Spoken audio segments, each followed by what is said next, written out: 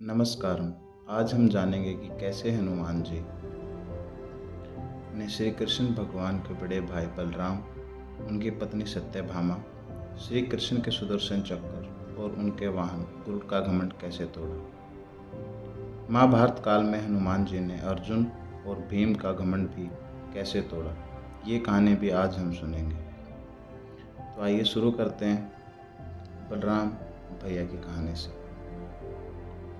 महाबली बलराम ने जब विशालकाय वानर द्विविद को अपने एक ही मुक्के से मार दिया था तो उन्होंने अपने बल पर घमंड और चला था। तब श्री कृष्ण के आदेश पर हनुमान जी द्वारिका की वाटिका में घुसे और वहां फल खाकर उत्पात मचाने लगे। यह सुनकर बलराम जी उन्हें एक साधारण वानर समझकर अपनी गदा लेकर वाटिका से भगाने के लिए पहुंच गए। वहां हनुमान जी से गदा युद्ध हुआ और वे हाँफने लगे। तब उन्होंने कहा कि सच कहो वानर, तुम कौन हो, वरना मैं अपना हल निकालूं। तब वहाँ श्री कृष्ण और रुक्मिणी प्रकट होकर बताते हैं कि ये पवन पुत्र हनुमान जी हैं। और इस तरह बलराम भैया का हनुमान जी ने घमंड तोड़ा। दूसरी कहानी है सत्यभामा गरुड़ और सुदर्शन चक्र के घमंड को तोड़ने की। एक दिन श्री कृष्ण अपनी द्वारिका में रानी सत्यभामा के साथ सिंहासन पर विराजमान थे और उनके निकट ही गरुड़ और सुदर्शन चक्र भी उनकी सेवा में विराजमान थे। बातों ही बातों में रानी सत्यभामा ने पूछा, हे प्रभु, आपने त्रेता रूप में राम के रूप में अवतार लिया था। सीता आपकी पत्नी थी, क्या वे मुझसे भी ज़्यादा सुंदर थी? उसी के साथ गरुड़ ने कहा, भगवान, क्या दुनिया में मुझसे भी ज़्यादा तेज गति से कोई उड़ सकता है? तभी सुदर्शन चक्र से भी रहा नहीं गया और वह भी बोल उठा कि भगवान, मैंने बड़े बड़े युद्धों में आपको विजयश्री दिलवाई, क्या संसार में मुझसे भी शक्तिशाली कोई है? श्री कृष्ण समझ गए कि तीनों में अभिमान आ गया है। श्री कृष्ण भगवान मंद मंद मुस्कुराने लगे और सोचने लगे कि इनका अहंकार नष्ट होने का समय आ गया है। ऐसा सोचकर उन्होंने गरुड़ से कहा, हे गरुड़, तुम हनुमान जी के पास जाओ और कहना कि भगवान राम माता सीता के साथ उनकी प्रतीक्षा कर रहे हैं। गरुड़ भगवान की आज्ञा लेकर हनुमान जी को लेने चले गए। इधर श्री कृष्ण ने सत्यभामा से कहा कि देवी, आप सीता के रूप में तैयार हो जाएं। स्वयं श्री कृष्ण भगवान ने राम का रूप धारण कर लिया। तब श्री कृष्ण ने सुदर्शन चक्र को आज्ञा देते हुए कहा कि तुम महल के प्रवेश द्वार पर पहरा दो और ध्यान रहे मेरी आज्ञा के बिना महल में कोई भी प्रवेश न कर पाए। सुदर्शन चक्र ने कहा, जो आज्ञा भगवान।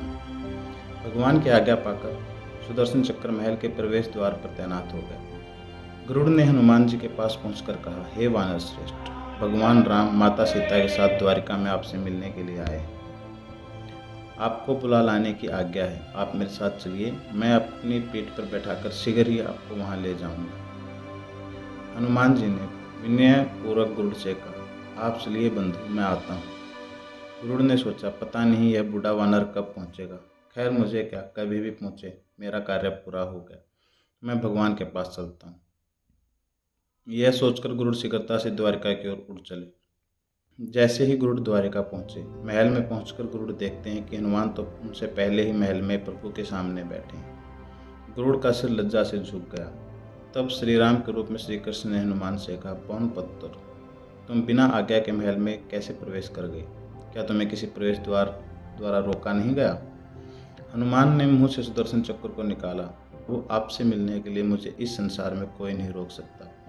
इस सुदर्शन चक्र ने तनिक प्रयास किया था, इसलिए मैंने मुंह में रख लिया। मैं आपसे मिलने आ गया, मुझे क्षमा करें। श्री कृष्ण भगवान मंद मंद मुस्कुराने लगे। अंत में हनुमान जी ने हाथ जोड़ते हुए श्री राम से प्रश्न किया, हे प्रभु, मैं आपको तो पहचानता हूँ, आप ही श्री कृष्ण के रूप में मेरे राम हैं, लेकिन आज आपने माता सीता के स्थान पर किस दासी को इतना सम्मान दे दिया कि वह आपके साथ सिंहासन पर विराजमान है। अब समय था रानी सत्यभामा का अहंकार भंग होने की। उन्हें सुंदरता का अहंकार था जो पल भर में चूर हो गया। रानी सत्यभामा, सुदर्शन चक्र व गरुड़ तीनों का गर्व चूर चूर हो गया। वे भगवान की लीलाओं को समझ रहे थे और तीनों की आंखों से आंसू बहने लगे और इस प्रकार उन तीनों का घमंड टूटा। अगली कहानी है अर्जुन का घमंड। महाभारत के युद्ध में श्री कृष्ण ने अर्जुन का साथ निभाया, उसका पथ प्रदर्शन किया, लेकिन रक्षक हनुमान जी थे। रामायण में प्रमुख भूमिका निभाने वाले भगवान हनुमान महाभारत में भी उपस्थित थे। माना जाता है कि महाभारत के युद्ध में हनुमान जी ने अर्जुन के युद्ध के अंत तक रक्षा की थी। अपने वचन का पालन करते हुए कुरुक्षेत्र के युद्ध में अर्जुन के रथ के ध्वज में हनुमान जी विराजमान हुए। युद्ध के अंतिम दिन श्री कृष्ण ने हनुमान जी की उपस्थिति को प्रमाणित करते हुए अर्जुन को रथ से उतरने के लिए कहा। उसके बाद श्री कृष्ण रथ से उतरे। श्री कृष्ण ने हनुमान जी को अर्जुन की रक्षा के लिए धन्यवाद दिया। जैसे ही हनुमान जी रथ की ध्वजा से निकले वैसे ही रथ में आग लग गई। इस वाक्य से आश्चर्यचकित अर्जुन को श्री कृष्ण ने बताया कि युद्ध में दिव्य अस्त्रों से उनकी रक्षा हनुमान जी कर रहे थे। इस तरह न केवल रामायण बल्कि महाभारत में भी हनुमान जी ने महत्वपूर्ण भूमिका निभाई। अगली कहानी है महाबली भीम के बारे में। द्रौपदी के कहने पर भीम कमल पुष्प लेने के लिए गंधमादन पर्वत पर स्थित कमल सरोवर के पास पहुंचे, लेकिन उनसे पहले हनुमान जी रास्ते में लेटे हुए थे और उनकी पूंछ रास्ते को घेरे हुए थी। भीम उसे लांघकर जाना नहीं चाहते थे। भीम ने हनुमान जी से कहा कि वे अपनी पूंछ को रास्ते से हटा लें ताकि वे आगे जा सकें। हनुमान जी मुस्कुराते हुए भीम की बातों को अनसुना कर दिया। भीम ने फिर हनुमान जी को पूंछ हटाने के लिए कहा। भीम को यह बात ज्ञात नहीं थी कि वो वानर श्रेष्ठ हनुमान जी हैं। हनुमान जी ने कहा कि तुम तो बलशाली हो, खुद ही मेरी पूंछ हटा दो, आगे चले जाओ। भीम इस बात से चिढ़ गए और हनुमान जी की पूंछ हटाने लगे। पहली बार में पूंछ टस से मस न हुई।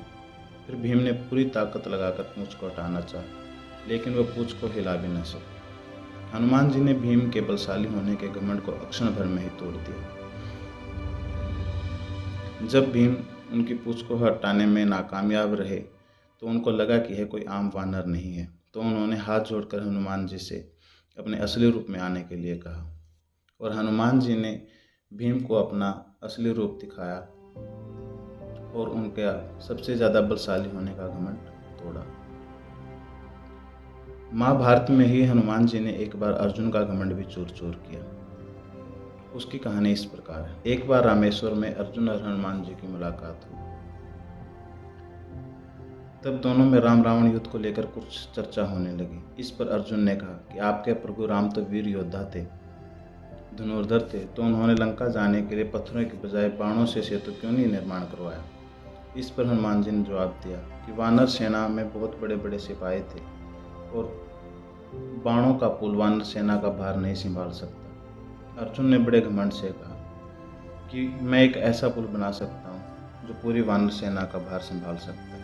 हनुमान जी ने कहा कि पूरी वानर सेना को छोड़िए, यदि आपका सिर्फ मेरा भार सहन कर लेता है तो वो मान जाएंगे कि आपका सेतु श्री राम के सेतु से ज़्यादा मजबूत है। इस पर अर्जुन ने सामने एक तालाब पर बाणों से एक सेतु का निर्माण किया। जैसे ही हनुमान जी ने उस पर अपना पग रखा तो सेतु टूट गया। तो हनुमान जी ने अर्जुन से कहा कि आप दोबारा प्रयत्न कर सकते हैं। अर्जुन ने दोबारा एक पुल बनाया। हनुमान जी ने जैसे ही पैर रखा वो पुल भी चकनाचूर हो गए। जब अर्जुन ने तीसरी बार अपनी पूरी शक्ति के साथ एक बाणों का सेतु तैयार किया और हनुमान जी उसके ऊपर चढ़ने ही वाले थे तो श्री कृष्ण भगवान कछुए का रूप धारण करके उस पुल के नीचे आके खड़े हो गए। श्री कृष्ण भगवान चाहते थे कि पुल न टूटे, क्योंकि यदि पुल टूट जाता तो साथ में अर्जुन का घमंड के साथ साथ उसका खुद का विश्वास भी टूट जाता। इसलिए श्री कृष्ण भगवान चाहते थे कि अर्जुन को महाभारत की लड़ाई लड़नी है, तो इसके लिए उसका आत्मविश्वास बना रहना बहुत जरूरी है। तो श्री कृष्ण भगवान खुद उस पुल की रक्षा के लिए नीचे आकर उसको सहारा दिया। तो जब हनुमान जी उसके ऊपर चढ़े तो वह पुल नहीं टूटा और हनुमान जी इसको देखकर बहुत दुखी हुए और क्षमा मांगी। जब हनुमान जी उस पुल के ऊपर चढ़े और पुल नहीं टूटा तो हनुमान जी बहुत शर्मिंदा हो गए और उन्होंने सोचा कि मुझे यहाँ पर भगवान की उपस्थिति महसूस हो रही है। तो उन्होंने जल में जाकर देखा तो एक कछुए के रूप में श्री कृष्ण भगवान उस पुल को सहारा दिए हुए थे। तो हनुमान जी ने उनसे हाथ जोड़कर विनती की कि हे भगवान, यदि आपको ही यहाँ पे आना था तो मुझे आदेश ना देते। तब श्री कृष्ण भगवान ने कहा कि अर्जुन को महाभारत की लड़ाई लड़नी है और यदि ये पुल टूट जाता तो उसका आत्मविश्वास भी टूट जाता, इसलिए उनको आके वहाँ पे उस पुल को सहारा देना पड़ा। यदि आपको ये सभी कहानियाँ पसंद आई हैं तो हमारे चैनल को सब्सक्राइब करें, लाइक करें और शेयर करें।